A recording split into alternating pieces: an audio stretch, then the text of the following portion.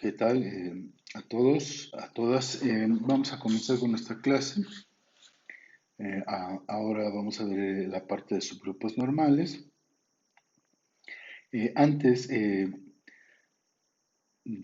entrar de lleno a este tema, o bueno, a la definición, mejor dicho, de subgrupo normal, eh, vamos a ver esta definición que es la 161 y que nos dice que si tenemos dos subconjuntos no vacíos de G, definimos este producto, o vamos a anotar este nuevo conjunto ST, como los ST minúsculas, de tal manera que S está en S y T está en T.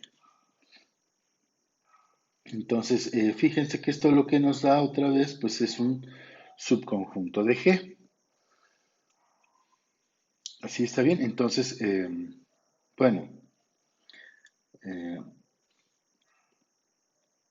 si tenemos dos subconjuntos no vacíos, podemos definir este nuevo subconjunto de G, S por T, donde sus elementos son de la forma S por T. Noten que esto lo que nos da es otra vez un subconjunto, no un subgrupo. Muy bien. Ahora, la primera observación, la observación 161, nos dice que si tenemos un subgrupo, pues en el caso particular de que ese sí sea un subgrupo, y T sea el singular de T minúscula, entonces este producto que definimos hace un momento, pues sería en realidad S por el singular de T. Pero dada la forma que tienen los elementos en este tipo de conjuntos, pues lo que tendríamos es en realidad la clase lateral derecha, ¿no? Con representante T minúscula, porque lo que iría corriendo, digamos, lo que vamos sustituyendo para los diferentes elementos son las S en S, ¿no? Y la T minúscula está fija. Entonces, muy bien. Ahora, la siguiente observación, pues es importante, nos dice que si tenemos F garigoleada, la colección de todos los subconjuntos de G no vacíos es un semigrupo con la operación que se definió en la definición 6.1. Digo, 161. ¿Por qué? ¿Por qué nos dice esto? Bueno, pues se sigue de que el grupo es asociativo, ¿no? Porque, bueno, lo voy a escribir aquí bajito. Porque, bueno, si tenemos X, Y y Z subconjuntos, entonces, pues esto claramente va a ser X, Y y Z, ¿no? Ya que los elementos, por ejemplo, en el del lado izquierdo, pues serían X por Y minúscula por Z, y como el grupo es asociativo, independientemente de que estén cada uno respectivamente en el conjunto X, en el conjunto Y y en el conjunto Z, todos están en G. Y G es un grupo, así que es asociativo, por lo que pues se tiene esta igualdad, ¿no? Y este ya es eh, un elemento en X, Y por Z, ¿no? Entonces, pues es algo sencillo, esta igualdad. Ahora, entonces, pero no perdamos de vista porque es una propiedad que vamos a usar. Digamos, esta operación definida sobre la colección de subconjuntos no vacíos de un grupo, pues es asociativa. Entonces, no perdamos de vista esto. Ahora, vamos a ver la fórmula del producto, que es nuestro teorema 161, que nos dice lo siguiente. Tenemos dos subgrupos S y T de G, ¿sí? Y G obviamente es un grupo, entonces el tamaño de ese o el cardinal de S por el cardinal de T va a ser lo mismo que el cardinal de S por T por el cardinal de la intersección. O dicho de otro modo, tal vez más comprensible es que el tamaño de este subconjunto, porque lo que sabemos es que S por T pues es un subconjunto. Entonces, el tamaño de este subconjunto es el tamaño de este, claro, G tiene que ser un grupo finito, no pierdan de vista eso, tiene que ser el producto de los dos cardinales entre el producto de la intersección. Eso es, digamos, despejando de aquí, pues en realidad es lo que nos dice el teorema, ¿no? ¿Qué tamaño tiene este subconjunto de G? Pues es el producto de los cardinales, el producto del cardinal de S por el producto del cardinal de T, entre el cardinal de la intersección. Entonces, bueno, vamos a ver cómo se demuestra este resultado que pues va a ser socorrido para cuando, es decir, después vamos a ver condiciones para que el subconjunto S por T en realidad sea un subgrupo. Vamos a ver qué tenemos que pedir, por un lado. Y por otro lado, pues esta fórmula del producto me va a decir qué tamaño tiene ese producto cuando, claro, estamos hablando de que el grupo sea finito. Entonces, bueno, empecemos la demostración. Eh, Vamos a definir phi, una función de S a T, de S cruz T a S por T, perdón, de la siguiente manera. A cada par de elementos ST, en el producto cartesiano de S cruz T, lo vamos a asignar pues su multiplicación, la multiplicación en G, que es S por T. Entonces, bueno, la primera observación de esta función pues es que eh, es suprayectiva. Es claro que es función porque la operación porque G es un grupo y entonces tiene que ser cerrado, ¿no? O sea, ya teníamos que el producto es una operación binaria. Eh, entonces no importa dónde la restrinja, pero además, en este caso es suprayectiva, ¿no? Porque si yo me tomo S por T, pues ¿de dónde viene? ¿Quién es su preimagen? Ah, pues rápidamente digo S, T, ¿no? Y este es su preimagen. Entonces es trivialmente suprayectiva. Siguiente.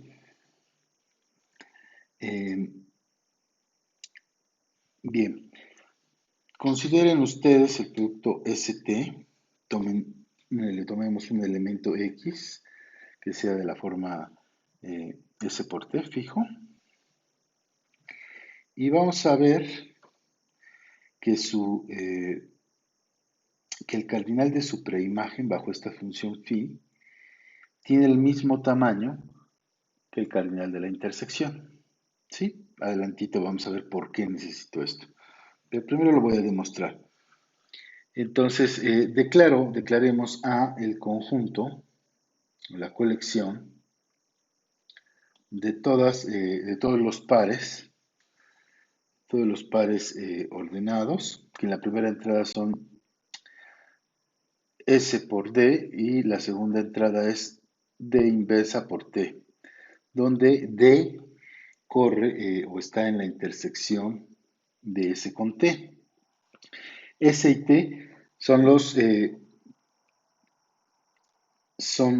estos que están fijos, ¿no? Es el S y T de aquí arriba. Entonces lo que se está moviendo es este elemento D.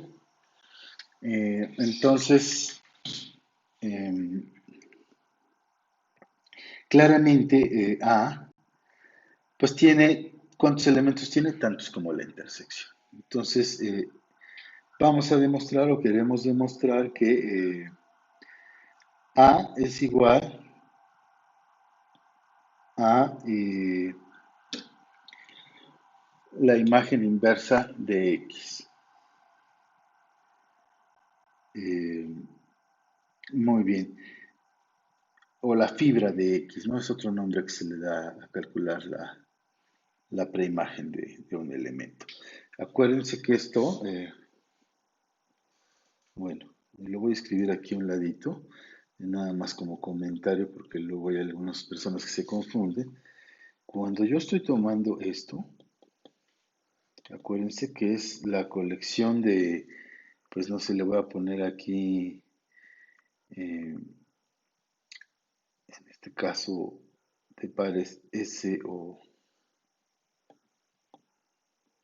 bueno, a ver, en general serían pues las Y's en el dominio de phi, de tal manera que eh, phi de Y es igual a X, ¿no? Esto es una preimagen de ese punto. ¿No? Es la colección de todas las preimágenes de ese punto. Esto es lo que se conoce como una fibra, ¿no?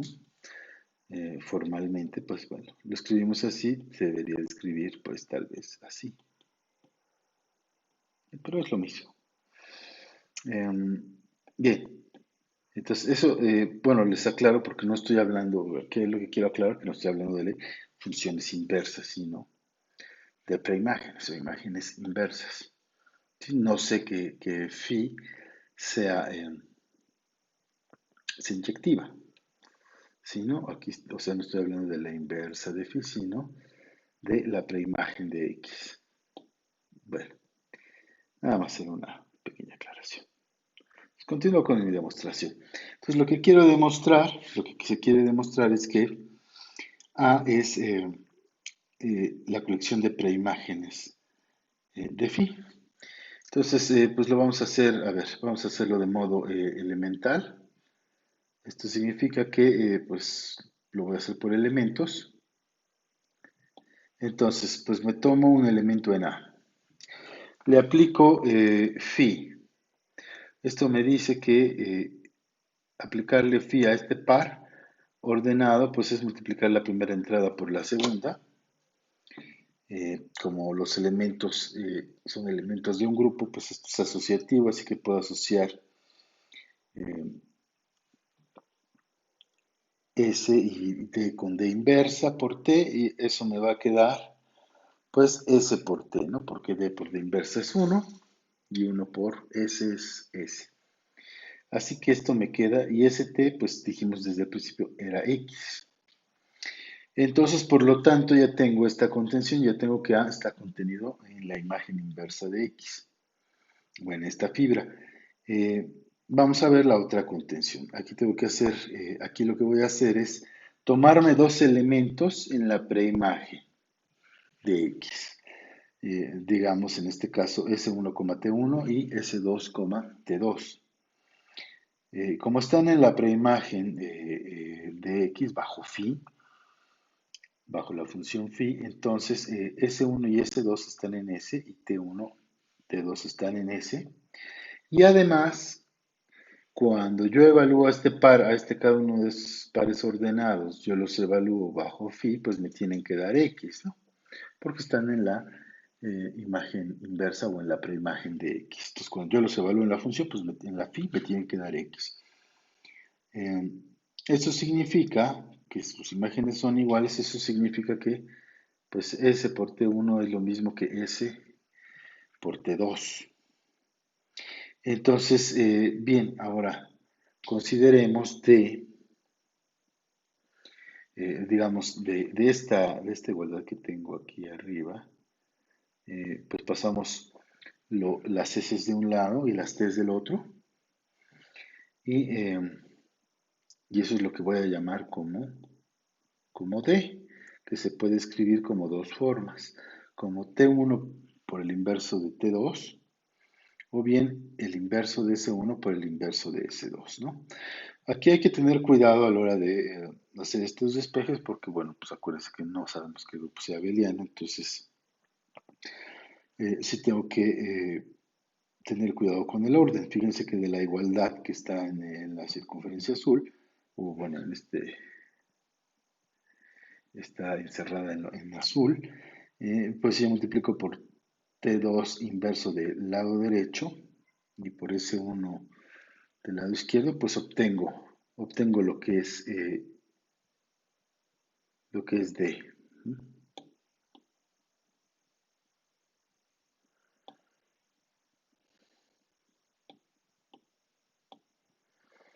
Muy bien. Entonces, fíjense, bueno, ay, perdón, lo voy a borrar. Entonces, bueno, ya teniendo que eso es D, pues como D es algo como S y T por hipótesis general, ojo, aquí sí les estoy pidiendo que sean subgrupos, entonces cuando yo multiplique T1 por T2 inversa, eh, es un elemento de T y lo mismo pasa del otro lado de la igualdad, S1 inverso por S2 está en, en- en S, por lo tanto este elemento D pues está en la intersección de S con T. Y observen además que S2 lo puedo escribir como S1 por S1, paréntesis, S1 inversa por S2, o sea, S1 por D, y que T lo puedo escribir como T2 por T1 inversa, todo eso multiplicado por T1. ¿Sí está bien? Y esto que está entre paréntesis, pues se puede escribir como el inverso de T1 por T2 a la menos 1, que es justo esto. Entonces, esto que está aquí abajo es el inverso de D. Así que el T2 se puede escribir como T a la menos 1 por T1. Así que entonces, el par, el par ordenado, eh, el par ordenado S2, T sub 2, pues es igual a esto, a S1 por D, D inversa por T1. Y eso es un elemento de A. Sí, y eso lo puedo hacer con cualesquiera dos elementos en la preimagen de phi. O sea, cualquier elemento que esté en la preimagen de phi, pues en realidad está en A. Por lo que ya demostramos entonces, ya tenemos la otra contención. Y como en el párrafo anterior ya habíamos demostrado que A estaba contenido en la preimagen de X bajo phi, pues entonces lo que debe ocurrir es que son iguales. Por lo tanto, o sea, entonces, ¿qué tenemos? Tenemos que, pues deben tener el mismo tamaño, o sea, la preimagen eh, de X bajo phi, el cardinal de eso tiene que ser el cardinal de A, y eso, el cardinal de A, pues ya habíamos hecho notar que tiene tantos elementos como la intersección, porque lo que está variando son las Ds en la intersección. Entonces ya, ahora sí, ya con esto podemos demostrar nuestro teorema.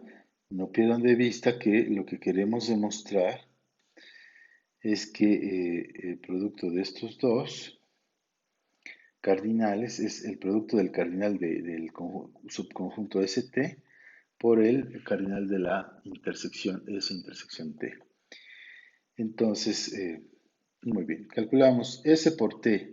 S por T, pues por definición, ustedes ya saben que es el cardinal de todo el producto cartesiano de S cruz T. Eh, muy bien. Ahora, S cruz T, pues es la unión ajena de todas las preimágenes, ¿no? De los diferentes X. Eso lo pueden checar de manera, pues más o menos sencilla, ¿sí? De que S cruz T, pues es la preimagen de estos de estos X, de las preimágenes de estos X bajo phi. Eh, Eso, pues ustedes saben que el cardinal de una unión ajena, pues es la suma de los cardinales, acuérdense cuando la unión, siempre y cuando la unión sea ajena. Eh, y eso, a su vez, eh, pues sustituimos lo que vale A, ¿no? Claro, con X corriendo sobre ST. Esto es lo mismo por lo que ya dijimos que el cardinal de A, porque independientemente Independiente, fíjense que lo que demostramos arriba es independientemente de quién sea X, nosotros no tomamos cualquier X. eh, A coincide con la preimagen de ese X bajo phi, sin importar quién sea este X.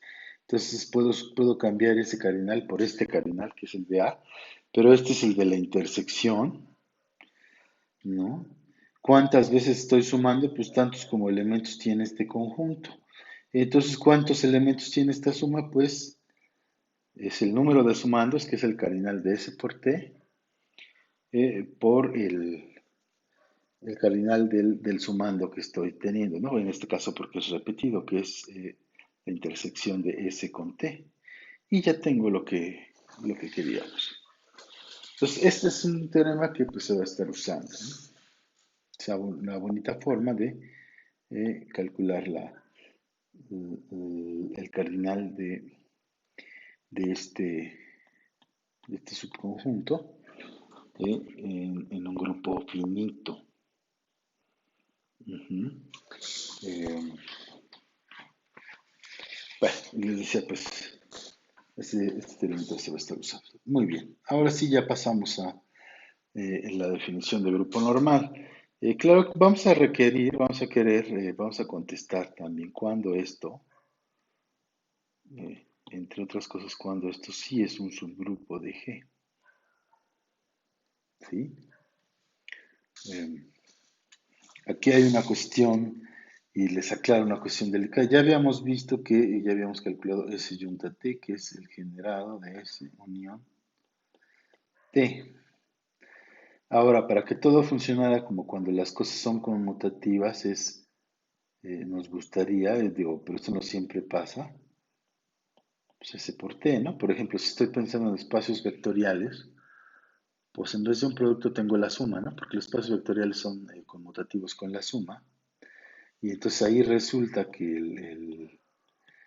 el supremo de la retícula de subespacios vectoriales coincide también con el generado de la unión, pero pues ahí ya lo tenemos directamente que es la suma. Pero cuando no es conmutativo, ¿qué tenemos que pedir? Surge la pregunta, ¿qué tenemos que pedir? Entre otras cosas, para que em, coincida aquí con la operación, ¿no? Con este producto de subconjuntos que acabo de definir. Entonces eso lo vamos a contestar, ¿no? ¿Qué hay que pedir?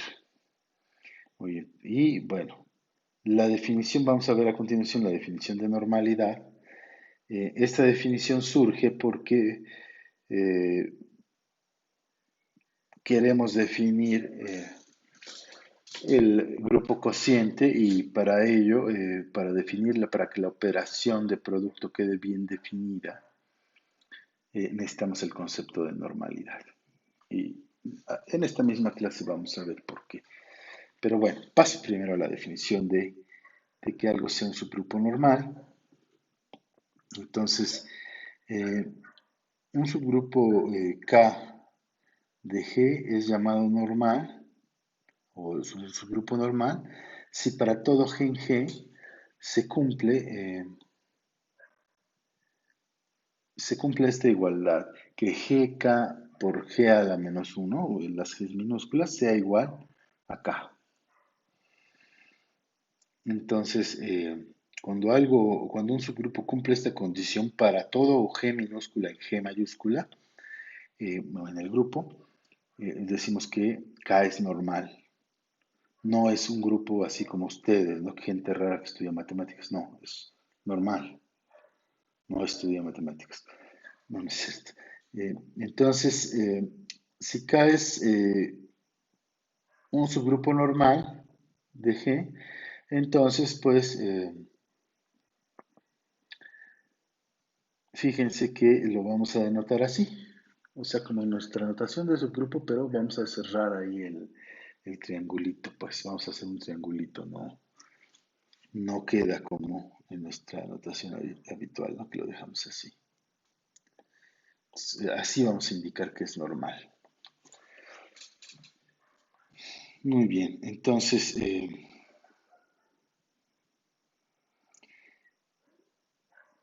fíjense que tienen lo que nos dice la proposición 161, que si K es un subgrupo de G y para cada G en G se tiene que, se da esta, en realidad basta con una contención, no que sea subgrupo, sino con que se dé la contención como conjuntos, suponiendo, claro, como hipótesis general que K es un subgrupo, pues se tiene que G por K por G a la menos uno esté contenido en K, o sea, subgrupo de K. Entonces, eso ya me va a implicar que K es normal. Entonces, ¿qué es lo que nos dice esto, chicos, chicas? Pues que eh, basta una contención, o sea, no es necesario, la otra igualdad siempre, la otra contención, perdón, siempre se da. Entonces vamos a hacerlo. ¿Por qué ocurre esto? Pues miren, si ustedes tomen un G en G por hipótesis, eh, tienen ustedes que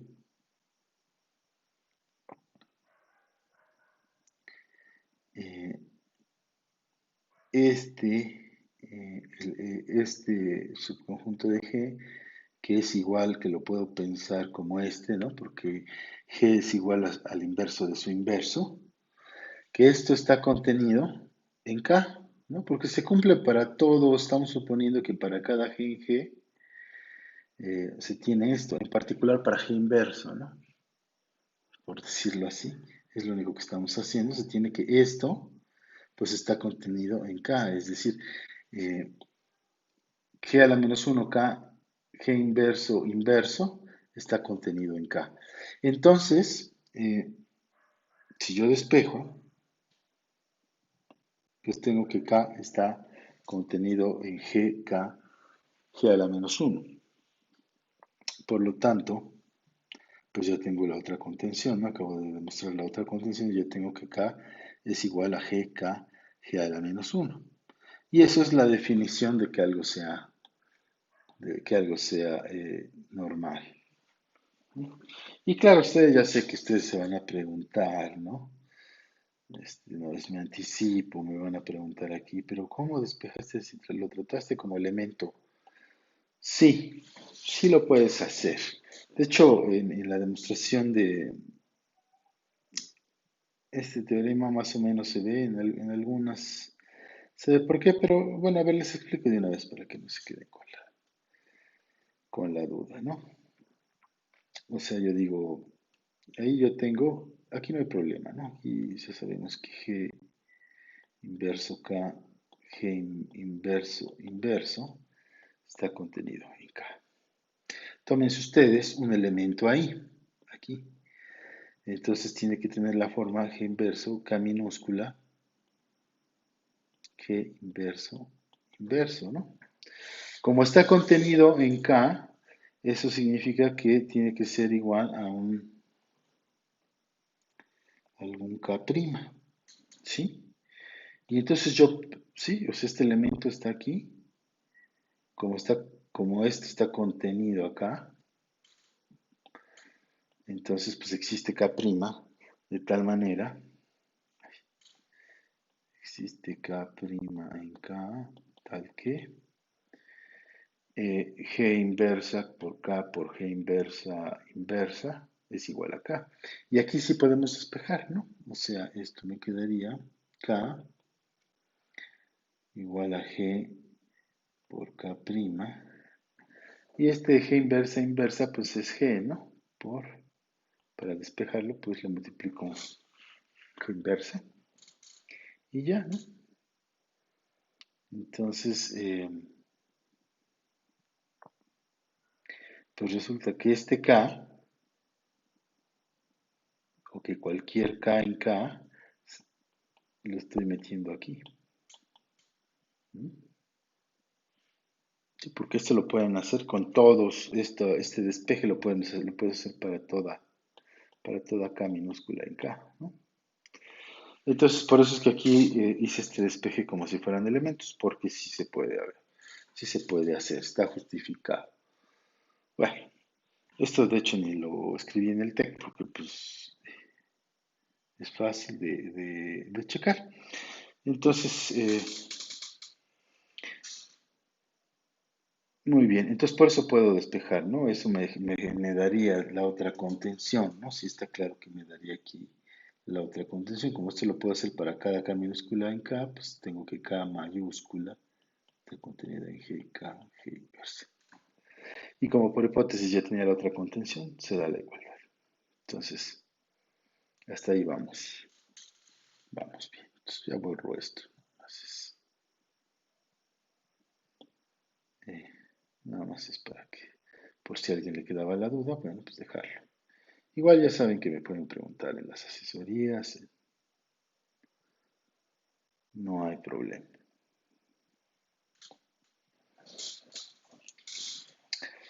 Entonces, bueno, pero la parte importante de la proposición fíjense que basta que se dé esta contención, que G a la menos uno esté contenido en K, para que el subgrupo sea normal en G. Entonces, a ver, proposición 1, 162. Bien, nos dice lo siguiente, si tienes H un subgrupo, entonces las siguientes proposiciones son equivalentes y una uno es esta, toda clase lateral izquierda es una clase lateral derecha, es equivalente a que dos, que el subgrupo es normal, ¿verdad? Ya sabemos que tienen la misma cantidad, eso ya lo hicimos en la clase de teorema de Lagrange. Acuérdense que demostramos que el índice, o sea, de hecho definimos el índice y para ello demostramos que hay la misma cantidad de clases laterales derechas que izquierdas. Pues ahí no hay problema, hay una biyección. Pero cuando resulta que además cada clase lateral izquierda es igual a la clase lateral derecha con ese mismo representante, bueno, pues es que le estamos pidiendo que, o es equivalente a tener que el subgrupo sea normal. Entonces, vamos a hacer 1 implica 2. Entonces, supongamos que para toda G en G, la colección, esta clase lateral izquierda, GH, es igual a la clase lateral derecha, HG, perdón. Entonces, por la observación 162 y por la hipótesis, la observación 162 es la que nos dice que el producto de subconjuntos es asociativo. En realidad lo que enuncia es que la colección de subconjuntos de un grupo no vacíos son un semigrupo con la operación con la que definí en la primera definición de esta clase. Eh, entonces, fíjense que, a ver, ¿qué tendríamos? H por G inversa sería lo mismo que, perdón, aquí esto está aquí, nos comimos algo aquí, debería ser,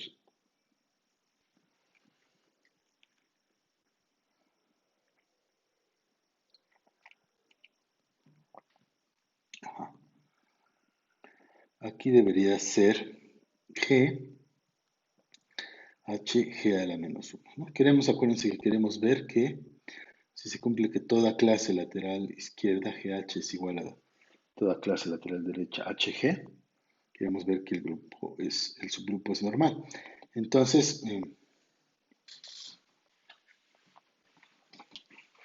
entonces eh, fíjense que G a la menos 1, pues como por la observación es asociativo, pues yo puedo asociar esto así. Eh, por hipótesis, toda clase lateral derecha es una clase lateral izquierda con el mismo representante, así que intercambio. G inversa por H. Y luego pues vuelvo a asociar, ¿no? O sea, vuelvo a usar aquí en esta parte, puedo usar la propia, puedo usar que es asociativo, este producto. Y entonces pues esto me queda o 1 por H, y eso es H. Entonces acabo de ver que para toda G en G se cumple que G, H, G inverso es igual a H.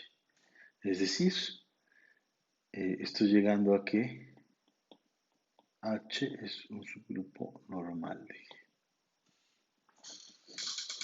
No lo escribí ahí, pero bueno, esa es la definición. Estoy viendo que se cumple la definición.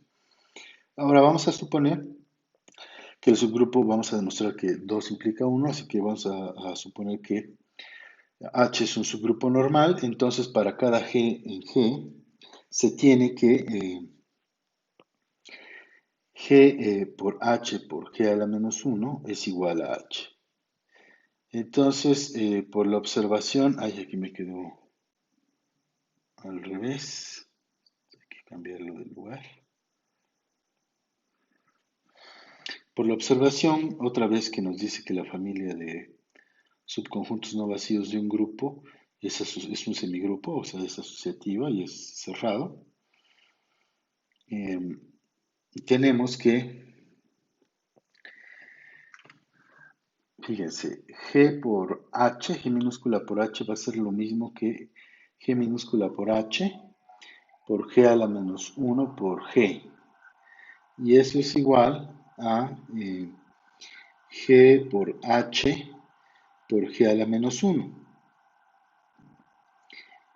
Y pues como aquí puedo asociar, pues junto esto, todo multiplicado por G. Y luego ocupo que de este paso a este, pues ocupo que H es normal, ¿no? O sea que GH, G a la menos 1 es H.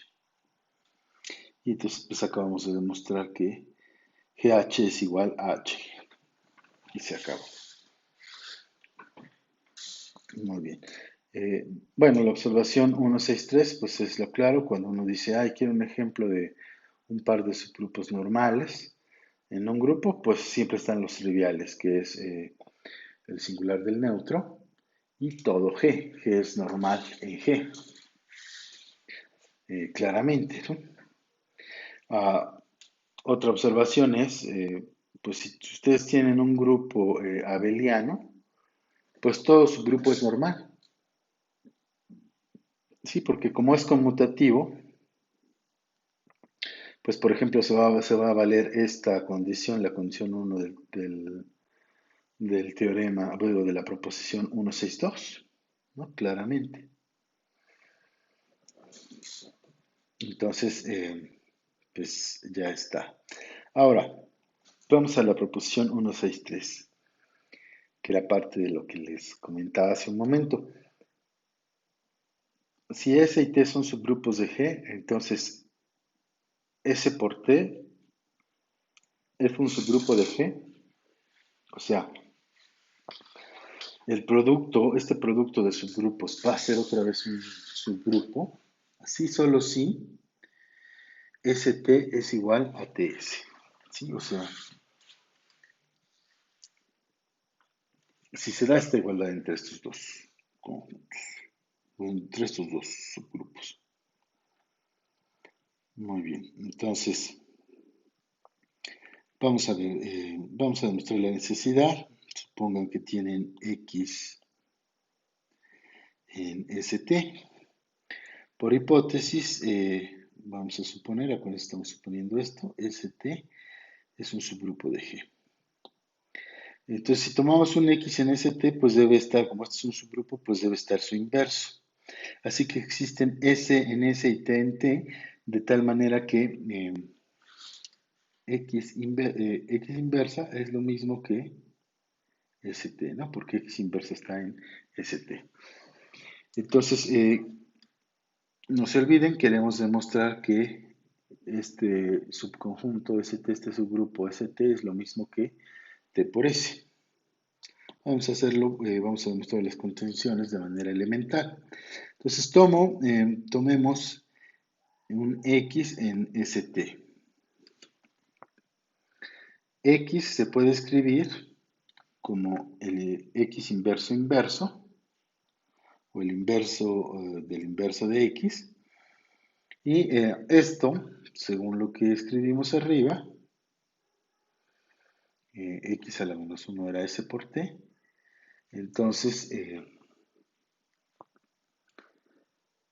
esto me quedaría ST a la menos 1. Y eso es T inverso por S inverso. Pero fíjense que ese ya es un elemento de TS. ¿Por qué? Porque ya tenemos que T es un subgrupo de G y esa es la hipótesis general, también es un subgrupo de T. Esa es hipótesis general del teorema. ¿Sí está bien? ¿Por qué lo estoy diciendo? Porque entonces si T está en T, entonces T inversa está en T. ¿Sí? Así que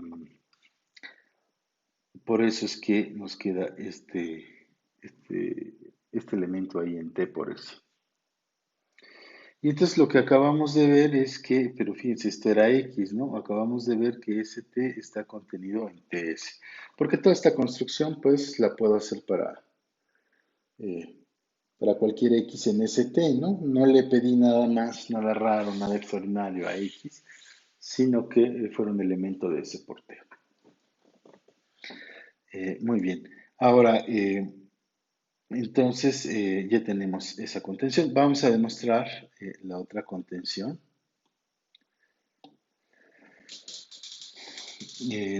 Ahora, si tomamos un X en TS, entonces existen T en T y S minúscula en S, de tal manera que X se escribe como T por S. Ahora, como T y S son subgrupos de G, pues lo que dijimos hace un momento, T inverso se queda en T mayúscula y S inverso se queda en S mayúscula, por lo que X, que es T por S, lo puedo pensar como eh, el inverso del inverso de S1 por el inverso de T. ¿Sí está bien?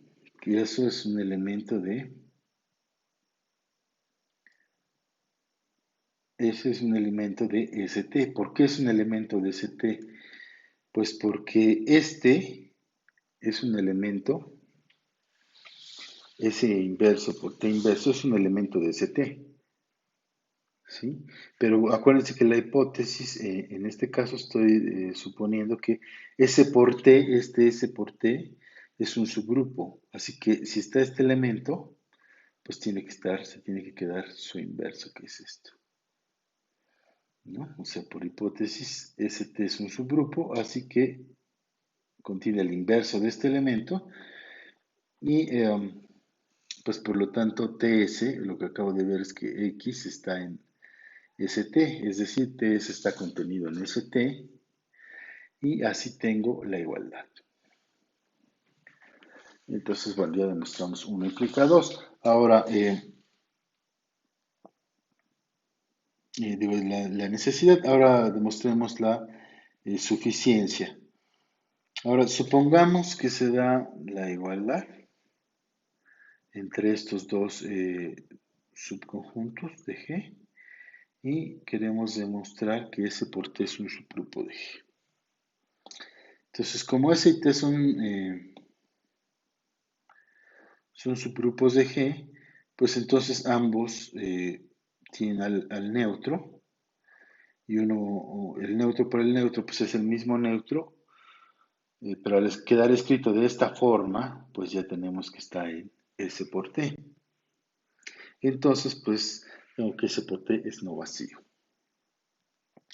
Luego, si tomo dos elementos en ST, que les llamo S1 por T1 y S2 por T2, entonces, bueno, calculo su producto y puedo asociar. Esto me va a quedar como S1 por T1 por S2, todo eso multiplicado por T2. Y eso que está encerrado entre paréntesis, pues es un elemento en TS. Y por hipótesis, pues estoy suponiendo que TS es lo mismo que ST. Así que deben existir, ojo, que esto esté acá, no significa que estos dos elementos conmutan. Lo que significa es que existen S3 en S mayúscula y T3 en T mayúscula, de tal manera que este elemento, o sea, el T1 por S2, pues se escribe de la forma S3 por T3. O sea, este elemento al estar en este conjunto, pues se tiene que escribir de esta forma. Eso es lo que me dice, pero no significa que los elementos conmuten. Ujú. Entonces, muy bien. Entonces tenemos eso. Entonces regresamos a calcular el producto, ¿no? El producto de estos dos elementos en ST. Según lo que vimos, podemos asociar así. Esto es S1 por T1 por S2 por T2. Y bueno, acabamos de ver que esto, que T1 por S2 es lo mismo que S3 por T3. Lo sustituyo aquí y pues asocio. Esto me da S1 por S3 y T3 por T2. ¿Sí está bien? Y bueno, esto ya está en S porque es un subgrupo por hipótesis general y esto está en T. Entonces el producto está en S por T, en ese conjunto. Entonces, ¿qué acabo de hacer? Acabo de ver que ST es no vacío, es cerrado por el producto y bueno, vamos a ver que existe un elemento, entonces está a su inverso. Entonces, si me tomo un elemento ST en ST en mayúsculas, entonces pues su inverso es T a la menos 1 por S a la menos 1. Pero este elemento pues ya está en TS, pero por hipótesis está en ST. Así que si hay un elemento en ST, pues su inverso también está en ST. Entonces, por el teorema 131, que es la caracterización de subgrupos, una de las dos caracterizaciones de subgrupos que vimos, pues ya tenemos que ST es un subgrupo, ¿no? Porque ahora sí vimos que ST era no vacío, era cerrado bajo la suma y si estaba un elemento, entonces estaba su inverso. Por lo tanto, pues ST tiene que ser un subgrupo. Muy bien. Entonces, bueno, ya acabamos de demostrar que eh, eh, si S y T son subgrupos de G, entonces S por T es un subgrupo, sí, solo sí. Este conjunto S por T es lo mismo que este conjunto T por S. Muy bien, ahora, si tienen ustedes, eh, vamos a ver por qué el de la definición de normalidad. Entonces, fíjense, supónganse que n es un subgrupo normal. Entonces, el conjunto de las clases laterales derechas forman un subgrupo y este subgrupo se va a denotar así, como el grupo cociente, ¿no? O sea, G cuando n es normal, pues se denota como pues los NG, tal que G está en G. El conjunto de las clases laterales derechas. O izquierdas, como estamos suponiendo que n es normal, no hay distinción, es lo mismo, según nuestra proposición que vimos hace un momento, ¿no? Esto es lo mismo que, y puntualmente, ¿no? Que G por N, G está en G. Está bien, pero resulta que, es decir, si tengo que este subgrupo es normal, entonces al cociente, a este conjunto, le puedo definir una operación de tal manera que este cociente sea ya un grupo. Eso es lo que gané. Y ahorita vamos a ver por qué es necesaria la definición de normalidad. No basta que le pida yo que sea un subgrupo, porque si no, no puedo garantizar que la operación me lo deje otra vez me lo convierto otra vez en un grupo. Y es por esto. A ver, vamos a ver la definición. O sea, aquí en la colección de clases laterales derechas, cruz la colección de clases laterales derechas de N en G, a N entre G o a G módulo N, pues la operación se define así. A cada dos clases le voy a asignar este producto, que va a ser el producto de la clase lateral derecha NA por la clase lateral derecha de NB, y eso me va a dar la clase lateral derecha de N, el elemento, perdón, A por B. O sea, el producto de las clases laterales derechas es la clase lateral derecha del producto de los representantes. Y entonces, vamos a ver por qué esto.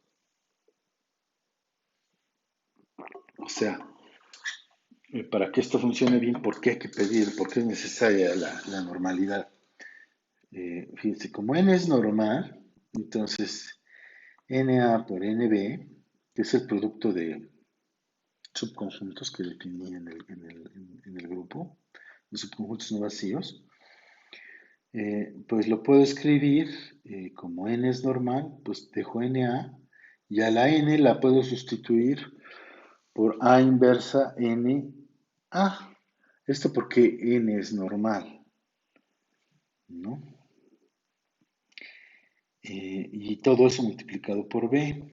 Luego, como este producto sigue siendo asociativo, eh, entonces esto es n por A inversa por n eh, a B, ¿no? Pero eso es igual a n por el neutro por n a B. Pero n por el neutro, pues es n, ¿no? Porque por definición, no sé si lo piensan ustedes de modo elemental, N1, pues como como lo estamos definiendo, pues como las n por 1, tal que n está en n, ¿no? Y eso pues, son las n tal que n está en n, no de los naturales, sino en el subgrupo n, y esto es n, ¿no? Claramente. Entonces, esto me queda n por, asociando por n por AB. Pero eso de ahí, esto de aquí, pues también lo podemos pensar como, pues n por AB. Pero n, pues es n por AB, ¿no? Porque n es un subgrupo. Entonces, cerrado bajo el producto, cuando yo calculo n por n, cuando yo calculo esta colección, es son los n por m, tal que n está en n y m está en n. Eso pues tiene que ser n forzosamente. Por eso es que me queda aquí esto. NAB. ¿Está bien? Así que al pedir que esto sea normal, pues esta operación ya lo que nos da el producto de dos clases laterales derechas, pues es otra vez una clase lateral derecha. Ahora, ustedes me van a decir, bueno, pero ¿y si cambio el representante, no? Porque fíjense que ya vimos que cuando yo tengo un subgrupo de un grupo, el conjunto de las clases laterales, pues me daba una partición, ¿no? Eh, entonces estas pues son clases, ¿no? Cuando yo digo esto, pues son las n por a, tal que eh, n está en n. Pero ustedes podrían decir esto, pues puedo cambiar el representante, ¿no? Entonces, preguntarse, si yo cambio los representantes,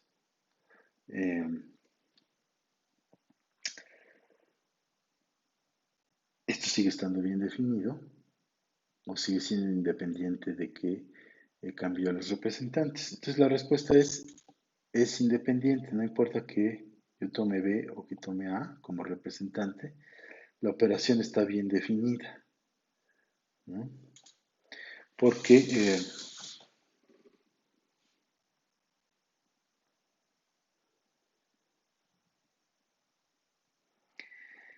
porque fíjense, si yo tomo un par aquí en el producto cartesiano de G entre n cruz G entre n,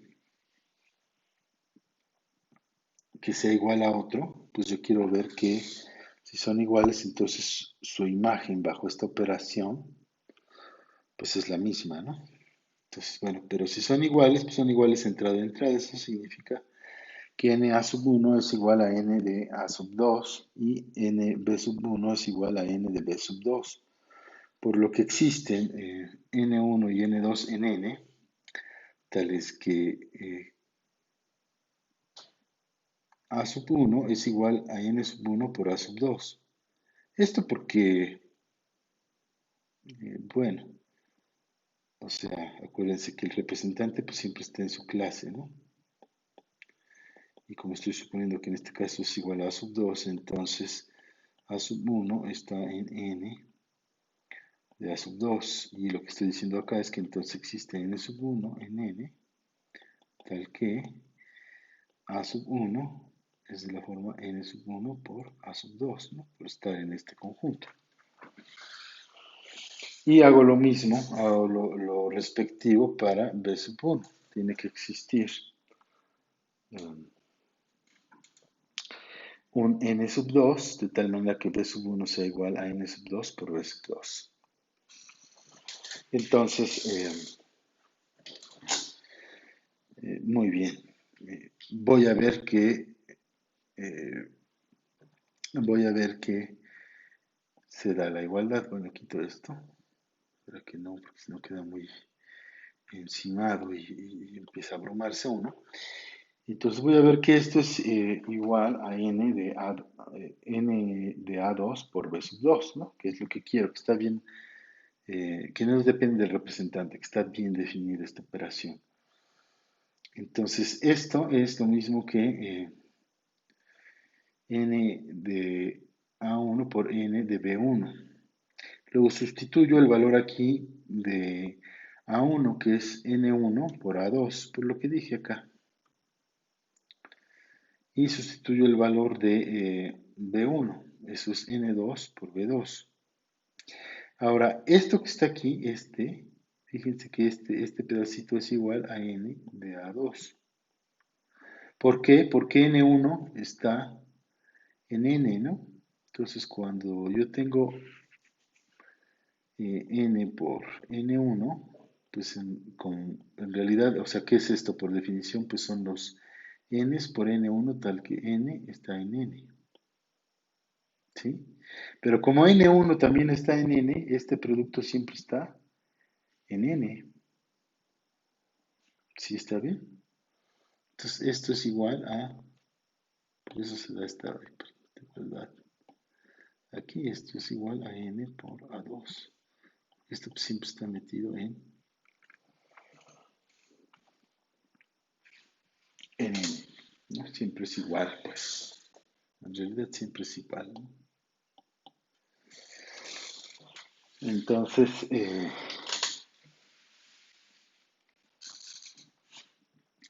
digo, para ver la otra contención también es más o menos sencillo, ¿no? Si me tomo N, pues entonces N lo puedo pensar como N eh, por N1 inverso por N1, ¿no? Asocio y esto ya está aquí, ¿no?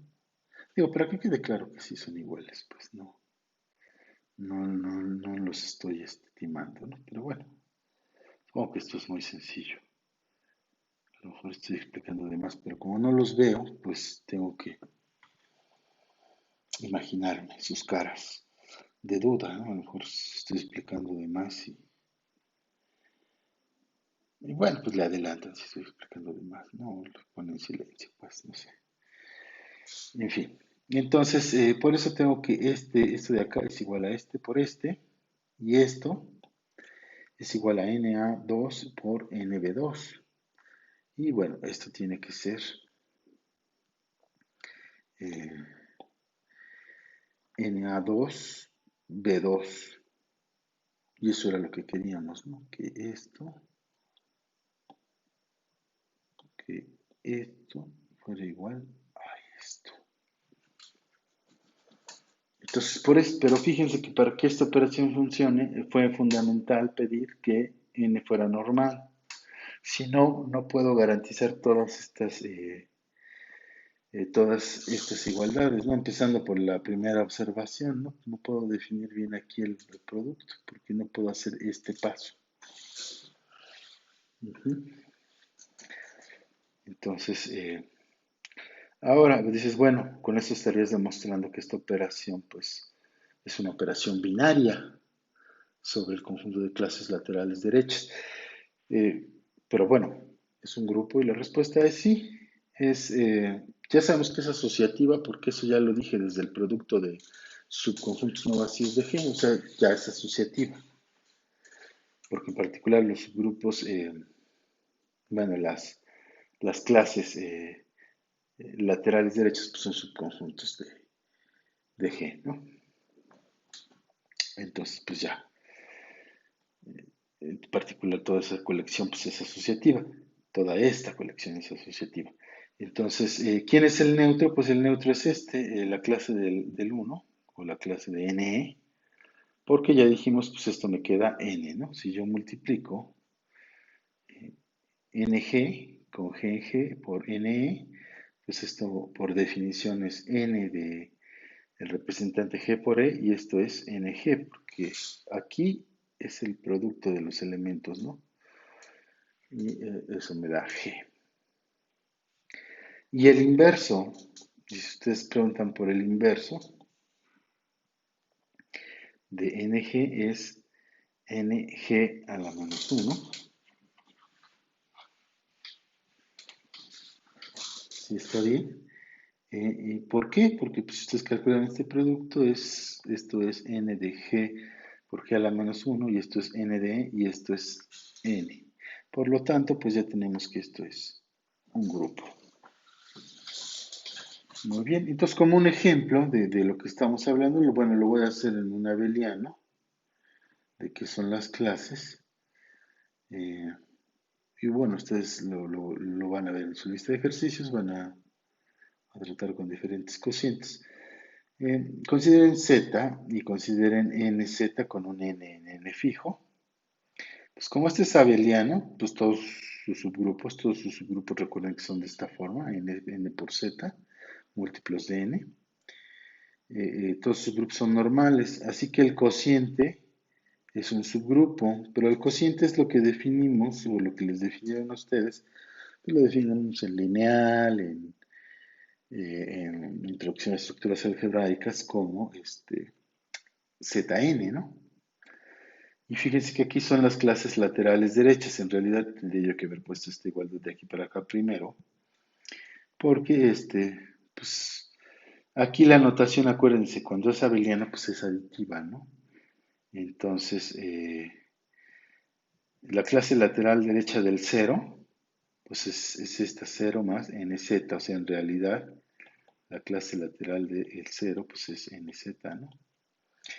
La clase lateral del uno, pues es esta, ¿no? Aquí no es producto, ¿no? No es como en estas notaciones de acá arriba, con productos, no, aquí son aditivas. Luego la clase del 2, nz, más nz. Y aquí pues no importa si pongo representantes, de hecho cuando es normal ese grupo no importa si pongo representantes izquierdos o derechos, los pongo todos del mismo lado para pues no complicarme la vida, hasta llegar a n-1 más nz, ¿no? Ya no le sigo porque pues si yo a n, la clase de n, nz, pues en realidad esto es nz. ¿Por qué? Porque el n ya está en nz, que era lo que les decía. Es lo que hicimos aquí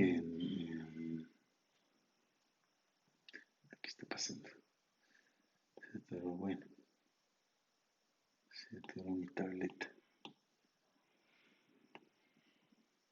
Es lo que está pasando aquí en donde dijimos, bueno, cuando la n, creo que fue en una de las explicaciones aquí, cuando la n, como la n1 está en n, pues esto es, ya no lo escribimos, en realidad es n por a2. Y es lo que está pasando aquí, como la n ya está aquí, pues ya no se escribe, ¿no? No tiene sentido porque fíjense que si yo me tomo un x en n más nz, entonces x se tiene que escribir como n más nz minúscula para algún z en z, pero esto pues es n por 1 más z, así que esto ya está en z, ¿sí? Y la otra contención pues también se tiene, o sea, con eso te estaría yo demostrando que esto está contenida en esto, ¿no? ¿Cómo demostraríamos la otra contención? Pues si tengo alguien, ahora el x está en nz, pues lo puedo escribir como x igual por nt para algún t en z, pero entonces pues el mismo x lo puedo escribir como n por 0 más nt, y esto es n por 0 más t. Bueno, de hecho no hace falta hacer la factorización. Esto ya es un elemento, si se fijan, en n más nz, ¿no? Ah, no, de hecho no me va a servir eso, perdón. O sea, ese sí es cierto, pero no es lo que me sirve. Este lo puedo escribir como n menos n más nt, que eso fue lo que habíamos hecho hace un momento, en general, ¿no? Y esto es, lo puedo pensar como n más menos 1 más t, todo por n. Ay, a ver, vamos a escribirlo bien. Ya no cabe, voy a escribirlo abajo. O sea, esto de acá es igual a n más menos, de hecho les hago la factorización, n por menos 1 más t. Y esto ya está en n más nz, ¿no? Entonces, pues ya tengo que nz está contenido en n más nz. Por lo tanto, nz es igual a n más nz. ¿Qué cosa que ya sabíamos? ¿No? Nada más estoy recomprobando, es decir, que nada más hay n clases, ¿no? A partir de la enésima se empiezan a repetir, o sea, tengo hasta esta clase, que, bueno, lo denotamos así, ¿no? En realidad, para fines prácticos. Y bueno, hasta aquí vamos a llegar, después vamos a empezar con morfismos y vamos a demostrar varias cosas, les voy a ir subiendo pues su siguiente lista de ejercicios para que no se aburran. Y bueno, pues nos estamos viendo. Saludos a todos.